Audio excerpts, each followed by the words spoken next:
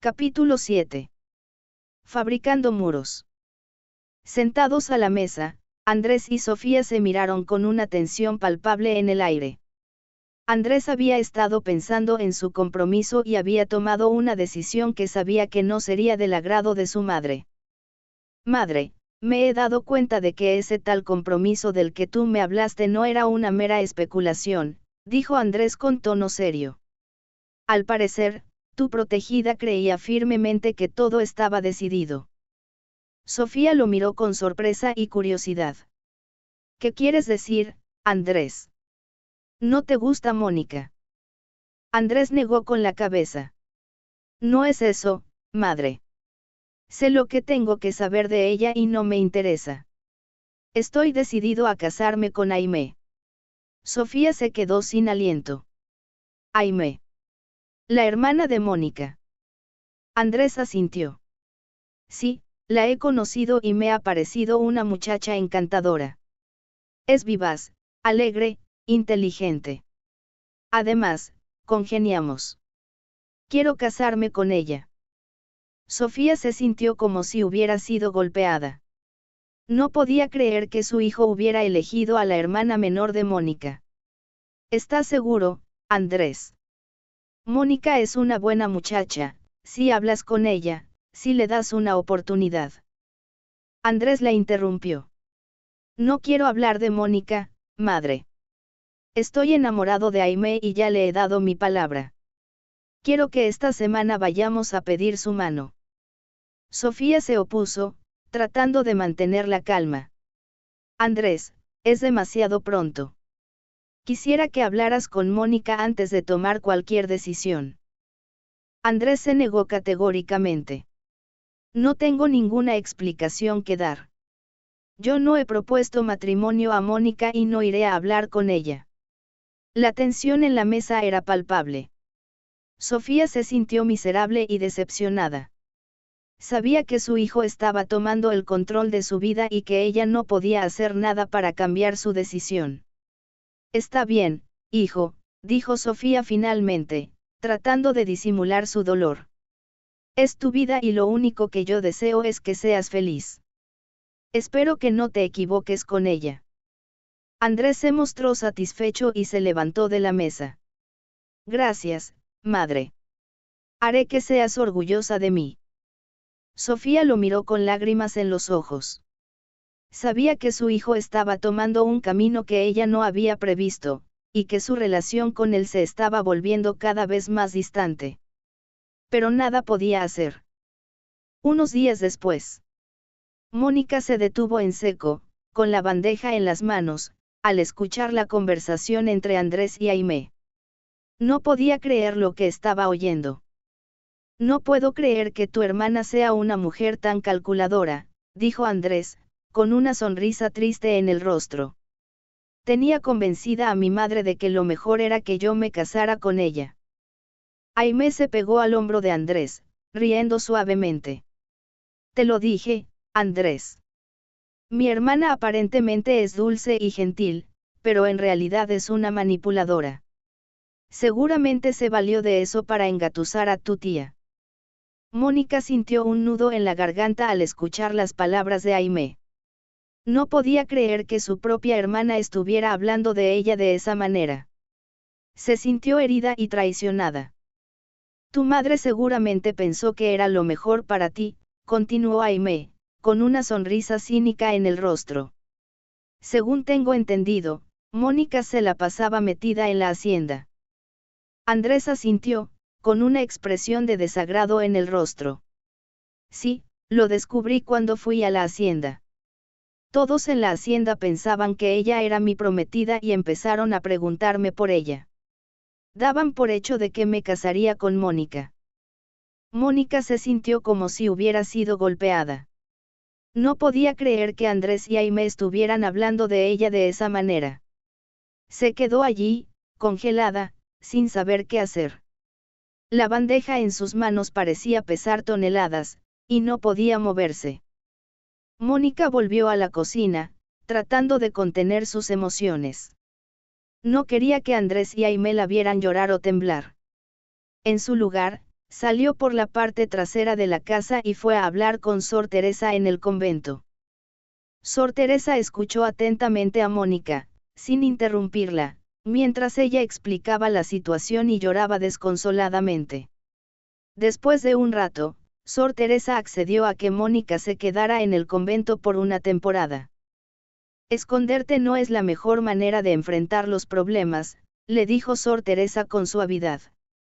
Pero eres una persona tan noble y bondadosa, y nos has ayudado tanto, que si lo que necesitas es estar sola para meditar en tus futuras decisiones, yo te permitiré que te quedes aquí.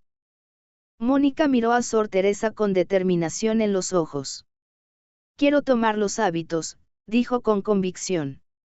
No podría quedarme aquí tranquila si tengo que seguir vistiendo esta misma ropa. Odio a los hombres, odio su perfidia. Sor Teresa comprendía la reacción de Mónica. La joven había sido herida profundamente y necesitaba un lugar seguro para sanar. Accedió a darle un hábito y permitirle quedarse en el convento. Te daremos un hábito, hija, le dijo Sor Teresa con una sonrisa suave. Está bien si eso te sirve de protección. Pero recuerda, no es definitivo. Deberás enfrentar en algún momento esta situación. La joven Mónica asintió con la cabeza, agradecida. Se marchó a casa para alistar sus maletas y hablar con su madre antes de dirigirse al convento. Estaba decidida a dejar atrás su vida anterior y encontrar un nuevo camino. Cuando Mónica entró en la casa y se encontró con su hermana Aimé y su madre, Catalina, en la sala. Aimé tenía una mirada de alegría y satisfacción en su rostro, mientras que Catalina parecía nerviosa y preocupada. Hija, ¿dónde estabas?, preguntó Catalina con lágrimas en los ojos. Andrés acaba de irse y, bueno, necesitamos hablar. Aimé intervino con una voz fingida de suspiro, pero descarada. Ay, hermana, no sabes cuánto lo siento, dijo con una sonrisa maliciosa. Es que conocí a Andrés en la capital y nos hemos enamorado.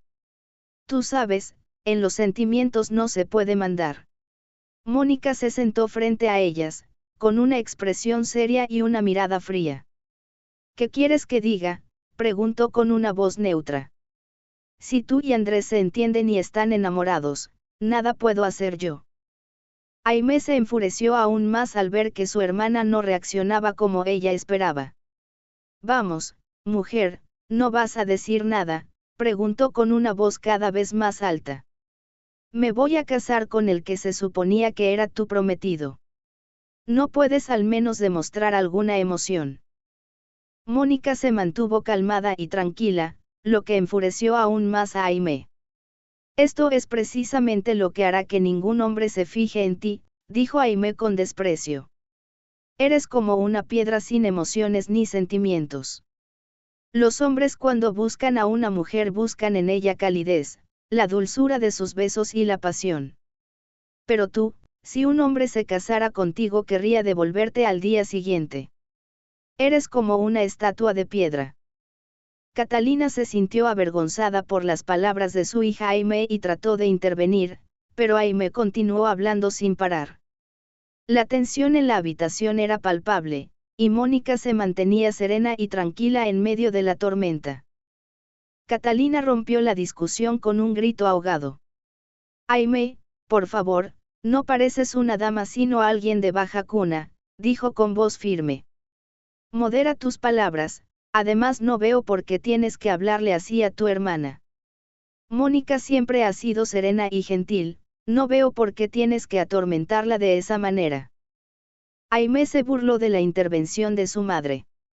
Atormentarla, repitió con un gesto de tristeza. Madre, si mira, parece que estuviera muerta.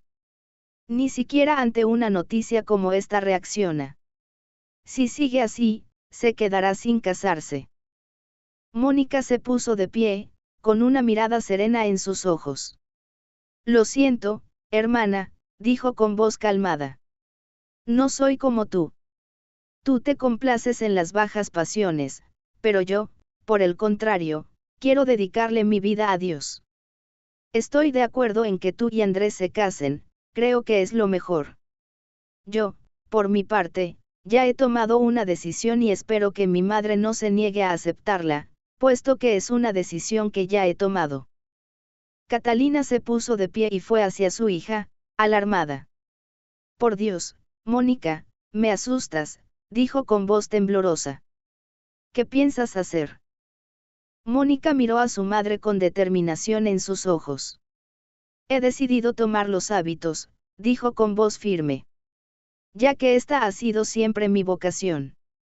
Había seguido con lo del compromiso porque tú y mi madrina decían que Andrés quería casarse conmigo, y me parecía lo mejor para ti, porque no quería dejarte sola y desamparada.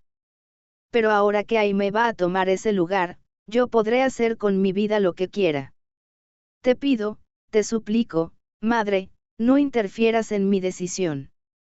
Catalina se quedó sin palabras ante la determinación de su hija. Mónica se fue a su habitación a preparar su maleta, decidida a dejar atrás su vida anterior y empezar un nuevo camino en el convento. Al día siguiente, se iría, y esperaba no tener que verse con Andrés jamás. Aimé y Catalina se quedaron en la sala, estupefactas ante la determinación de Mónica. Ninguna de ellas había visto a Mónica hablar con tal firmeza y convicción. Cada una se retiró a su habitación, sumida en sus propios pensamientos. Aimé se sintió frustrada porque la reacción de su hermana no había sido la que esperaba. Se había imaginado que Mónica se derrumbaría emocionalmente al escuchar la noticia de su compromiso con Andrés, pero en su lugar, Mónica había mostrado una determinación y una calma que la habían dejado sin palabras. Catalina, por otro lado, se sintió triste y preocupada. No sabía cómo hacer para convencer a Mónica de que no tomara los hábitos. Se sentía impotente ante la decisión de su hija y no sabía qué hacer para cambiar su parecer. Sin embargo, la mañana llegó y Mónica se levantó temprano para preparar su partida. Sacó su maleta y se despidió de la casa sin que Catalina pudiera siquiera reaccionar. Cuando Lupe llegó a avisarle a Catalina que Mónica se había ido, ella se sintió aún más angustiada. Aimé, por su parte, no le dio importancia a la partida de su hermana. Ya volverá, dijo con desdén. Es solo un berrinche. Es demasiado orgullosa para admitir que la han dejado, pero ya volverá. Y con eso, se dio la vuelta y siguió durmiendo tranquilamente. Mientras tanto, en el puerto, un barco llegaba con los marineros felices después de un viaje fructífero. Juan, el capitán del barco, sabía que necesitaba de mucho más para poder aspirar a ser el esposo de una condesa. Así que, junto con su tripulación, ya estaban planeando su próximo viaje, que seguramente les daría la fortuna que querían. Se quedarían solo unos días en el puerto y luego zarparían en un viaje de varios meses que les permitiría alcanzar sus objetivos. Juan llegó a la casa de los Altamira, pero se encontró con que no había nadie. Resultó que Sofía y Andrés habían invitado a Catalina y a Aimé a su casa a cenar, ya que era el día de la propuesta de matrimonio. En la casa de los Alcázar. Aimé estaba radiante de felicidad. Andrés le había llevado un anillo hermoso con un diamante espléndido, y ella estaba emocionada de aceptar su propuesta. Sofía y Catalina se quedaron en la sala conversando, mientras que Andrés y Aimé se retiraron al despacho para hablar en privado. Los besos apasionados no se hicieron esperar, y Aimé estaba satisfecha y feliz de haber asegurado su futuro con Andrés. Decidieron que la boda se llevaría a cabo en 3 meses, y Sofía y Catalina se encargaron de discutir los detalles. Sin embargo, cuando Sofía preguntó por Mónica, Catalina bajó la cabeza sin saber qué decir. Aimé intervino con su habitual falta de tacto, diciendo que Mónica había ingresado al convento porque siempre había deseado ser monja, pero que ella creía que era solo un berrinche debido a que Andrés no quiso casarse con ella. Andrés se sintió un poco desconcertado al escuchar que Mónica estaba en el convento. ¿El convento?, preguntó. No sabía que ella tuviera vocación. Catalina explicó que Mónica siempre había sido muy devota y había estado involucrada en los actos de caridad de las hermanas. Aimé restó importancia a la situación, diciendo que Mónica era una santa que siempre buscaba llamar la atención. Sofía fue a pedir vino, para ellas, mientras que Andrés fue a servirse un coñac, para celebrar. En ese momento Catalina tomó del brazo a Aimé y la miró seriamente. Aimé, no permito que hables así de tu hermana, dijo con firmeza. Tú nunca te has interesado por los pobres, pero tu hermana es una persona diferente. Además, en el pueblo todos la conocen y saben bien el tipo de persona que es. Así que espero que no vuelvas a hacer ese tipo de comentarios negativos sobre ella. Si hablas mal de ella, hablas mal también de mí. Recuérdalo. Aimé se sorprendió ante el estallido de furia de su madre, y Catalina se disculpó de inmediato al ver las miradas serias de Andrés, Alberto y Sofía. Discúlpenme, dijo. Es solo que los nervios me dominan, no es fácil para mí hablar de Mónica, porque no apruebo su decisión. Las felicitaciones y brindis apaciguaron el ambiente. Al rato fueron acompañadas por Andrés a su casa. Cuando llegaron a su casa, Aimé subió de inmediato a su cuarto, pero Catalina la siguió.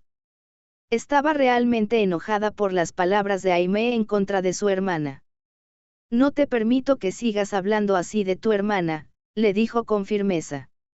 Tú no has vivido estos años con nosotros y no sabes lo difícil que la hemos pasado. Sé que crees que ella es la culpable de haberte enviado a la capital, pero no sabes las penurias que hemos pasado ni las humillaciones que nos han hecho solo para sobrevivir.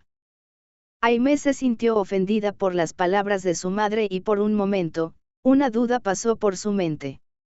¿A qué te refieres?, preguntó. ¿Qué tipo de penurias? ¿Por qué nunca me dijiste nada? Catalina negó con la cabeza. Tu hermana nunca quiso que supieras la situación en la que estábamos. Después de todo, ella siempre se encargaba de todo acá y de una u otra manera siempre logramos sobrevivir. Aimé le restó importancia. Tú tenías parte de la herencia de padre, dijo. No me digas que ya lo han gastado todo. Si lo que pretendes es que sienta lástima por mi hermana, no lo vas a lograr. Ella siempre ha sido tu preferida y siempre la defiendes. En ese momento, Aimé vio la silueta de un hombre a lo lejos y comprendió que Juan la estaba esperando.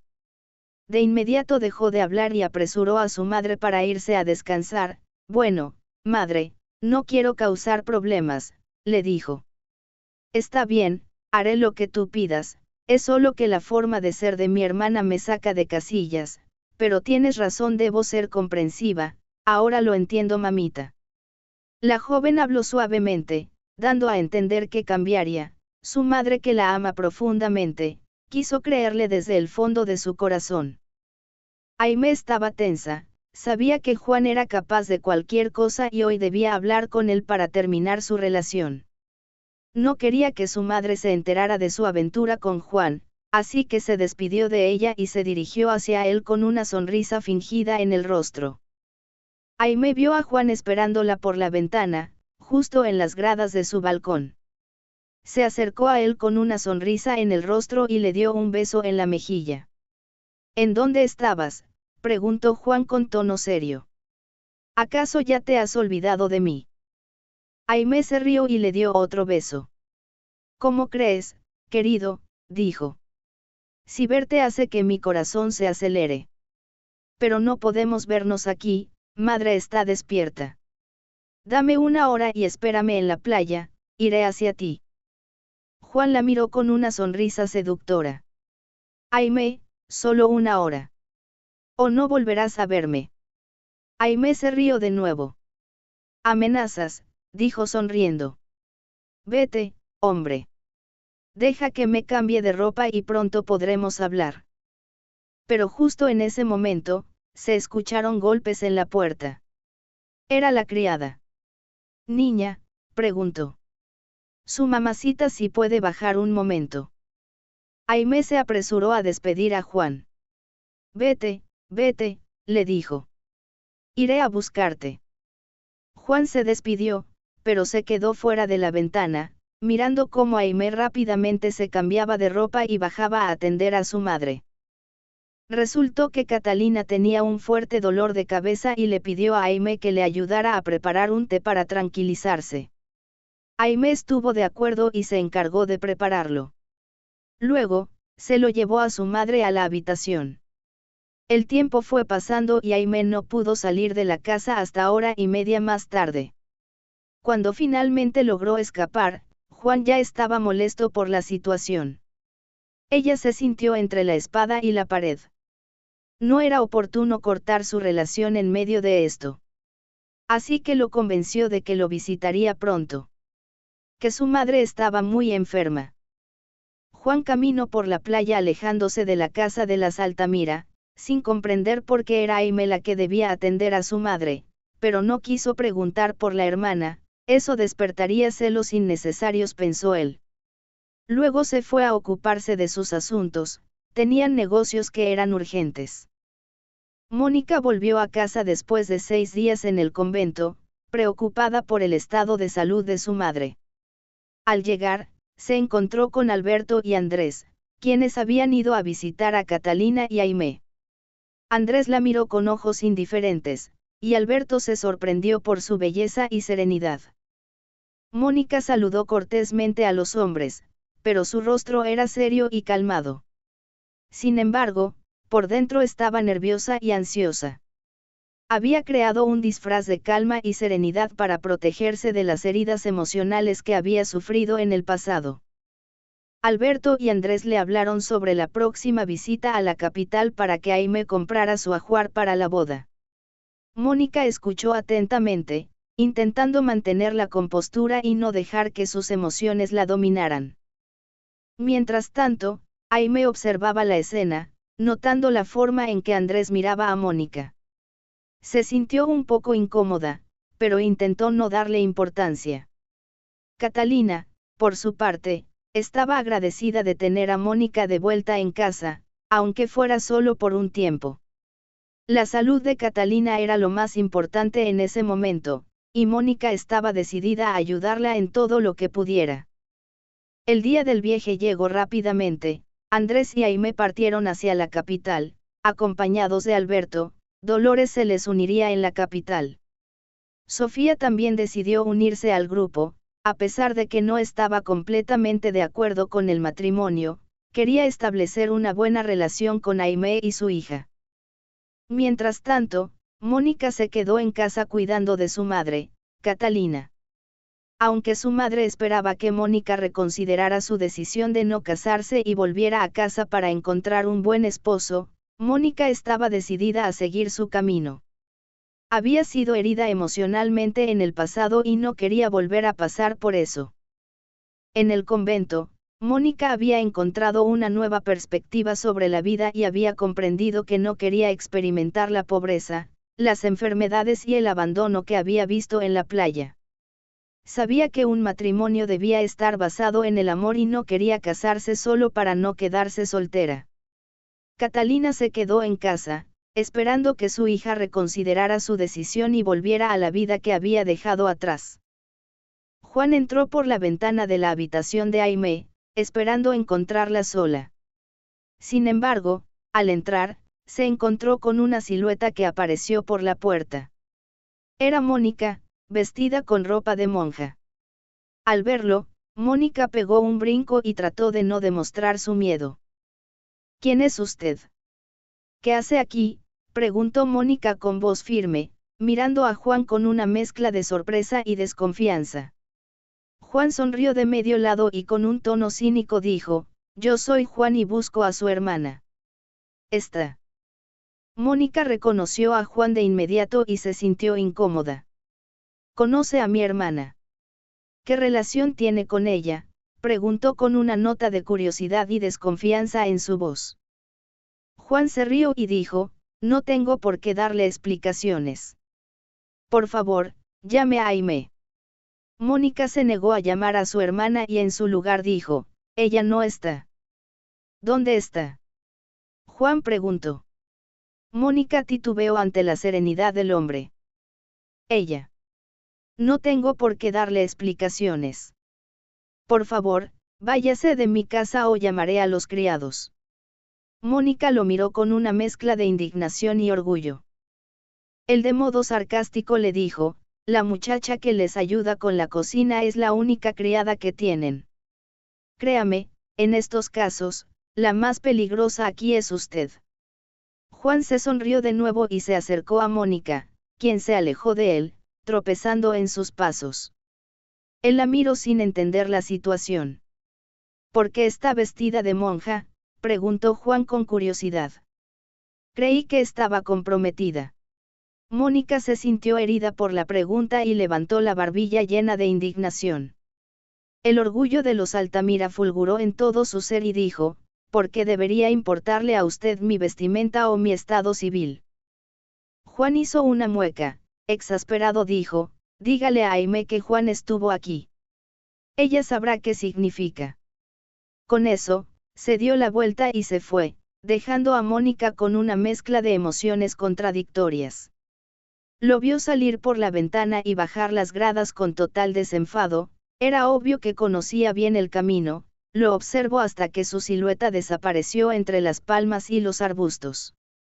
Mónica se sintió abrumada por la sospecha, ellos tienen, una aventura, mi hermana y ese hombre.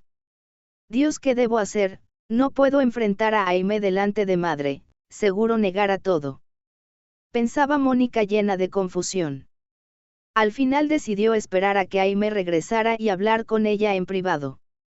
Mientras tanto, Mónica se sentía consumida por un dolor profundo en su pecho. Era como si su corazón hubiera sido arrancado y reemplazado por un vacío oscuro y negro. Las emociones e ilusiones que antes la llenaban parecían haber sido tragadas por este vacío, ella se sentía cada vez más oscura y perdida. Lo único que le brindaba consuelo eran las niñas del convento, quienes acudían a ella en busca de guía y apoyo. Enseñarles y cuidarlas le permitía olvidar sus propios problemas y encontrar un sentido de propósito.